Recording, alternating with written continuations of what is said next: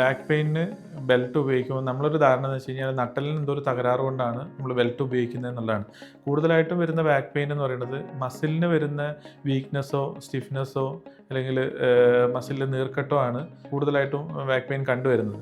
അപ്പോൾ ആ ഒരു ബാക്ക് പെയിൻ ഉള്ള ആളുകൾക്ക് നമ്മളെ കോർ മസിലുകളുണ്ട് ശരീരത്തിൻ്റെ ഈ അബ്ഡോമിൻ ഭാഗത്ത് വരുന്നത്. അപ്പോൾ ഈ abdominal muscle, back extensor muscle, അതേപോലെ പെൽവിക് മസിലുകൾ, ഇതാണ് നട്ടലിനെയും നമ്മൾ ഊരിനെയും സംരക്ഷിച്ച് നിർത്തുന്ന നാച്ചുറൽ ബെൽറ്റ് പോലെ ഒരു സപ്പോർട്ടിങ് സിസ്റ്റമായിട്ട് വർക്ക് ചെയ്യണത്.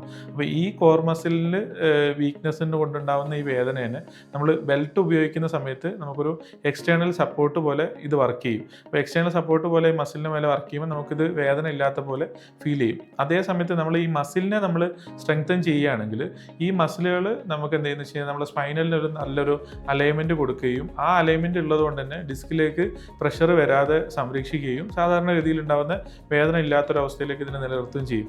അതേ സമയത്ത് നമുക്കൊരു ഹെവി വെയിറ്റ് ലിഫ്റ്റ് ചെയ്യണം, അതേ സമയത്ത് ഒരു പെട്ടെന്നൊരു ഊരവേദന വന്നു, ആ ഒരു കണ്ടീഷനിൽ നമുക്കൊരു ചെറിയൊരു പീരീഡിലേക്ക് ബെൽറ്റ് ഉപയോഗിക്കുന്നതുകൊണ്ട് തെറ്റില്ല, നല്ലതാണ്.